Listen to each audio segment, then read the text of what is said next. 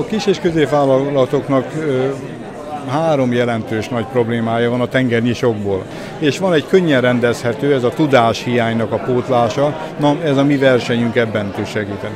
Nem arra megy ki a dolog, hogy ki volt a legfrappánsabb, ki mondta el legszebben, hanem igazából milyen munka van mögötte, és miután az a zsűriben van adószakértő, közgazdász, kereskedő, itt azért végül is mi vagyunk most a piac, tehát mi szimuláljuk a piacot, ha valaki el akarja adni a termékét, akkor ilyen típusú embereket kell meggyőznie, tehát mi azt játsszuk, hogy ha valaki 3 perc alatt elmondja maga mondókáját, és a üzleti tárgyaláson gyakran nincs több idő, mint 3 perc, mi a reflexió. Aztán valaki nyer, akkor nyert, aki nem nyert, az meg nem vesztett, csak éppen ő nem nyert, mert egyébként a termékét a szomszédasztalnál és a nagy közönségnek be tudja mutatni. A magyar kormány elindította először a keleti, utána a déli nyitást, ugye a keleti nyitásban az ázsiai területek vannak benne, a délibe Afrika, sőt Dél-Amerikát is bele tudjuk érteni, de ide nagyon nehéz kijutni, és ahogy több versenyző is elmondta, nagyon fontos, hogy több szempontnak megfeleljen egy vállalkozás. Életképes terméket kell létrehoznia, lehetőleg le kell a hazai piacon ezeket a termékeket tesztelni valamilyen úton, módon, hogy alkalmas-e ez a termék a piacon való megjelenésre, akkor tőkeerő is kell hozzá természetesen, hiszen tőkeerő nélkül nem megy ez a történet. A tőkeerő az lehet saját tőke, banki hitel, esetleg Széchenyi kártyás hitel, vagy egy pályázati lehetőség, de ezekhez egy induló vállalkozás az nehezebben jut hozzá.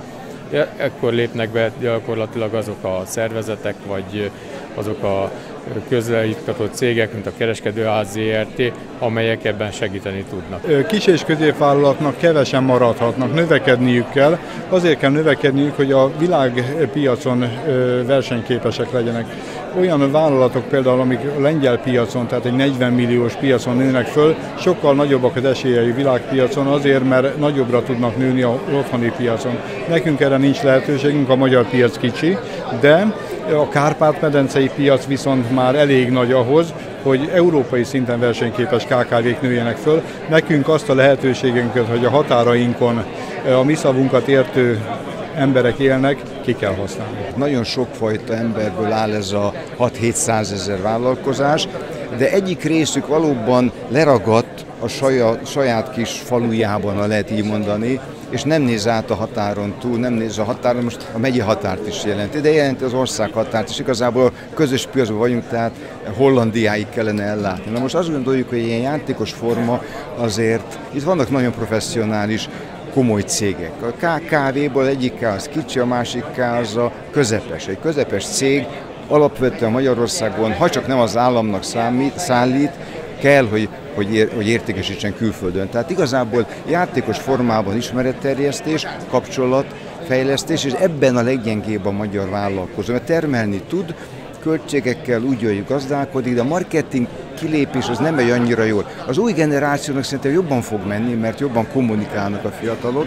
A közepes generáció egy kicsit nehézkesebb. Most hát itt azért mindenfajta ember van, és egymástól is fognak tanulni. Mi nagyon sokat megteszünk, mint Budapesti Kereskedelmi Iparkamara, vagy a Magyar Kereskedelmi Iparkamara is, hogy olyan fórumokat, üzletember találkozókat, konferenciákat szervezünk, ahol a külföldi partnerek itt vannak, ezekből az említett déli, illetve keleti országokból, illetve természetesen az Európai Unióból, és ha ezeket így megismerik, jó ötletek felmerülnek, akkor a tárgyalások elkezdődnek, a beszélgetések elkezdődnek, és két lehetőség van. Vagy van olyan magyar partner, aki felvállalja a támogatását ezeknek a jó ötleteknek, és szimbiózisban valahogy elindulnak, ha nem tud egyedül elindulni a vállalkozás, vagy a külföldi partner úgy rákattan az adott termékre, szolgáltatásra, hogy az őt érdekli, és akkor elindul ez a maga útján.